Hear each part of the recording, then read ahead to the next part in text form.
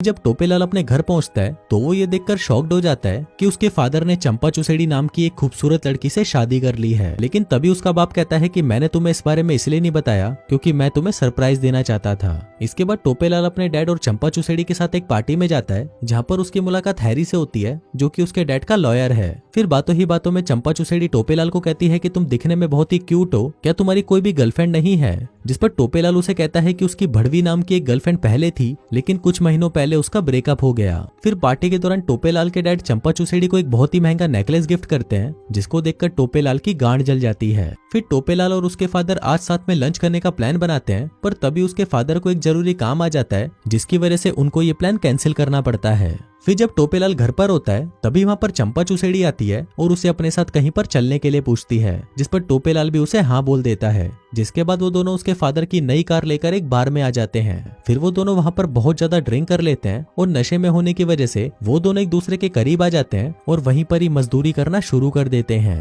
अब उन दोनों को घर आने में काफी देरी हो जाती है और घर आकर वो देखते हैं कि टोपेलाल के फादर तो पहले ही घर पर आ चुके हैं और उन्हें ये भी पता चल जाता है कि वो दोनों बिना परमिशन के उनकी कार लेकर गए थे। फिर अगले दिन ब्रेकफास्ट के दौरान टोपेलाल चंपा चुसेड़ी के हाथ पर एक निशान देखता है जिसको देखकर वो समझ जाता है कि कल रात को उसके फादर ने चंपा चुसेड़ी को बहुत मारा होगा। फिर इसके बाद जब टोपेलाल और उसके फादर साथ में बास्केटबॉल खेल रहे थे तो खेल के दौरान उसके फादर टोपेलाल के पेट पर एक जोर का मुक्का मारते हैं और उसे कहते हैं कि आज के बाद मेरी कार को हाथ भी मत लगाइयो। फिर उसी रात को जब टोपेलाल घर में घूम रहा था तभी वहाँ पर चंपा चुसेड़ी आती है और वो उसे कहती है कि उस रात को हमारे बीच में जो कुछ भी हुआ वो सब नशे की हालत में हुआ और आज के बाद हम ऐसी गलती फिर से कभी नहीं करेंगे। पर वहीं टोपेलाल को अपने डैड पर बहुत ज्यादा गुस्सा था इसलिए वो अपना गुस्सा निकालने के लिए चंपा चुसेड़ी के पास आता है और उसे वहीं पर घोड़ी बना देता है। अब इसके बाद से ही उन दोनों के बीच में अफेयर शुरू हो जाता है और फिर जब भी टोपेलाल के फादर अपने काम से घर से बाहर जाते तो घर में ये दोनों मिलकर दबा दबा कर मजदूरी करते। फिर एक रात निकोल टोपेलाल के घर पर ड्रिंक्स के लिए आती है जिसे उस रात चंपा चुसेड़ी ने टोपेलाल से उस पार्टी में मिलवाया था। फिर जब वो लोग ड्रिंक कर रहे होते हैं तब टोपेलाल के फादर उससे पूछते हैं कि तुमने फ्यूचर के बारे में क्या सोचा है, जिस पर टोपेलाल कहता है कि मैं एक आर्किटेक्ट बनना चाहता हूँ। लेकिन ये सुनकर उसके फादर उसे मना कर देते हैं और उसे कहते हैं कि तुम्हें इन सब चीजों को छोड़कर अपने फैमिली बिजनेस पर ध्यान देना चाहिए। अभी सुनकर टोपेलाल को बिल्कुल भी अच्छा नहीं लगता और वो वहाँ से उठकर निकोल के साथ डेट पर चला जाता है। फिर जब टोपेलाल आधी रात को वापस घर पर आता है तो वहाँ पर उसे चंपा चुसेड़ी मिलती है।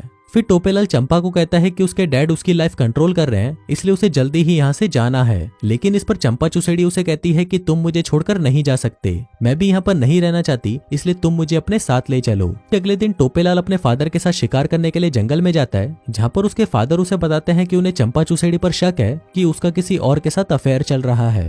क्योंकि उसके फादर को चंपा चुसेड़ी पर शक हो गया था इसलिए टोपेलाल अब चंपा चुसेड़ी के साथ ब्रेकअप करने का डिसाइड करता है। पर इससे पहले वो दोनों एक होटल में मिलते हैं जहाँ पर पहले तो वो दोनों दबाकर मजदूरी करते हैं और फिर इसके बाद टोपेलाल चंपा चुसेड़ी को बताता है कि मेरे फादर को तुम पर शक हो गया है इसलिए अब हमें इस रिलेशनशिप को यहीं खत्म करना होगा। अब ये सुनकर चंपा चुसेड़ी को बिल्कुल भी अच्छा नहीं लगता और वो दोनों फिर से एक दूसरे के साथ मजदूरी करने लग जाते हैं और 2 राउंड लेने के बाद टोपेलाल वहीं पर थककर सो जाता है। फिर थोड़ी देर बाद जब टोपेलाल की आंख खुलती है तो वो देखता है कि चंपा चुसेड़ी वहां से जा चुकी है। इसके बाद जब टोपेलाल वापस अपने घर आता है तो वो ये देखकर शॉक्ड हो जाता है कि उसके फादर को किसी ने मार दिया है। अभी देखकर टोपेलाल बहुत ज्यादा घबरा जाता है और तुरंत वहाँ पर पुलिस को बुला लेता है। फिर थोड़ी देर बाद वहाँ पर चंपा आती है तो वो भी अपने मरे हुए हस्बैंड को देखकर शॉक्ड हो जाती है। इसके बाद पुलिस उन दोनों से पूछताछ करना शुरू कर देती है और चंपा चुसेड़ी और टोपेलाल से पूछती है कि तुम दोनों आज रात को कहाँ पर थे, जिस पर चंपा चुसेड़ी उन्हें बताती है कि वो तो अपनी दोस्त निकोल के साथ थी और वहीं टोपेलाल उन्हें बताता है कि वो आज रात को मूवी देखने गया था। फिर जब वो वापस घर पर आया तो वहाँ पर उसके डैड की लाश पड़ी थी। फिर पुलिस के वहाँ से जाने के बाद चंपा चुसेड़ी टोपेलाल को बताती है कि निकोल को हमारे बारे में पता चल चुका है और उसके पास हमारी एक वीडियो रिकॉर्डिंग भी है जिससे वो मुझे पैसों के लिए ब्लैकमेल कर रही है। फिर अगले दिन उसका लॉयर हैरी टोपेलाल को बताता है कि उसे चंपा चुसेड़ी पर शक है क्योंकि तुम्हारे डैड को भी पहले ही चंपा चुसेड़ी पर शक था कि उसका किसी के साथ अफेयर चल रहा है और जब चंपा चुसेड़ी को इस बारे में पता चला होगा तो उसने अपने बॉयफ्रेंड के साथ मिलकर तुम्हारे डैड को मार डाला। फिर इसके बाद रात को चंपा चुसेड़ी टोपेलाल के पास आती है और वो उसे कहती है कि वो निकोल को पैसे देकर टेप लेने जा रही है, जिस पर टोपेलाल उसे कहता है कि मैं भी तुम्हारे साथ चलता हूँ, लेकिन चंपा चुसेड़ी उसे साथ ले जाने से मना कर देती है। लेकिन इसके बाद भी टोपेलाल चंपा चुसेड़ी का पीछा करते हुए वहाँ पर पहुंच जाता है और उसको देखते ही निकोल और चंपा चुसेड़ी वहाँ से भाग जाती हैं। तभी टोपेलाल को वहाँ पर हैरी का फोन आता है और वो उसे अपने घर पर बुलाता है। फिर जब टोपेलाल हैरी के घर पर जाता है तो हैरी उसे बताता है कि जब तुम्हारे डैड का मर्डर हुआ तो उस दिन शहर में कोई मूवी नहीं लगी थी। अभी सुनकर टोपेलाल घबरा जाता है क्योंकि अब सारा शक उसी पर ही जाने वाला था। इसलिए वो ना चाहते हुए भी हैरी को सब कुछ बता देता है कि उसका चंपा चुसेड़ी के साथ अफेयर चल रहा था और अब कोई उनकी वीडियो बनाकर उनको ब्लैकमेल कर रहा है। अब ये सुनकर हैरी उसे कहता है कि ये सब चंपा चुसेड़ी ने ही करा है, क्योंकि अगर तुम्हारे फादर के मर्डर के जुर्म में तुम्हें जेल हो गई तो सारी प्रॉपर्टी चंपा चुसेड़ी के नाम पर हो जाएगी। फिर इसके बाद जब टोपेलाल अपने घर पर आता है तो उसे वहाँ पर गैराज में खुद के नाम का एक सुसाइड लेटर मिलता है। फिर जब टोपेलाल उसे पढ़ रहा था तभी वहाँ पर चंपा चुसेड़ी आकर उस पर गोलियां चलाना शुरू कर देती है, लेकिन टोपेलाल उससे बच जाता है और वो चंपा चुसेड़ी को पकड़ लेता है। पर इस पर चंपा उसे कहती है कि उसे तो लगा कि ये वही किलर है, इसीलिए वो उस पर गोलियां चला रही थी। अब यहाँ पर टोपेलाल को कुछ भी समझ नहीं आ रहा था कि वो किस पर विश्वास करे, इसलिए वो सीधा हैरी के पास चला जाता है, जहाँ पर हैरी के बोलने पर वो पुलिस वालों को सारी सच्चाई बता देता है और यहीं से फिल्म वापस प्रेजेंट में आ जाती है। लेकिन टोपेलाल की सच्चाई सुनने के बाद पुलिस वालों को उसी पर ही शक होता है, इसलिए वो उसे गिरफ्तार कर लेते हैं। फिर कुछ दिनों बाद हम निकोल को देखते हैं, जो कि पुलिस स्टेशन आकर टोपेलाल को बताती है कि उसके फादर को चंपा ने ही मारा है। दरअसल उसका प्लान था कि वो तुम दोनों को मारकर तुम्हारी सारी प्रॉपर्टी अपने नाम करना चाहती थी। अब निकोल का ये स्टेटमेंट सुनकर पुलिस वाले टोपेलाल को छोड़ देती है और उसके फादर की सारी प्रॉपर्टी वापस उसके नाम हो जाती है। फिर इसके बाद जब टोपेलाल अपने घर पर होता है तो उसे चिमनी के अंदर एक मर्डर वेपन मिलता है। तभी वहाँ पर निकोल भी आ जाती है और यहाँ पर हमें पता चलता है कि निकोल और कोई नहीं बल्कि टोपेलाल की गर्लफ्रेंड स्टेसी है और उन दोनों ने मिलकर ही ये पूरा प्लान बनाया था।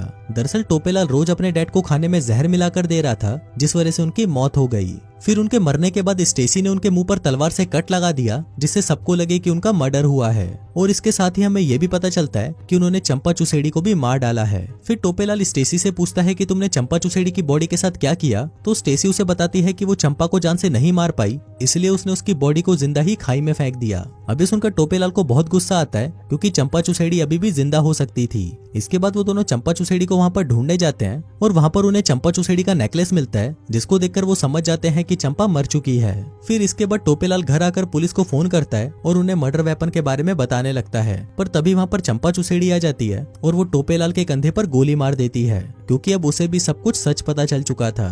फिर टोपेलाल उससे बचने के लिए जंगल की तरफ भागने लगता है और ये वही सीन था जहाँ से हमारी कहानी की शुरुआत हुई थी।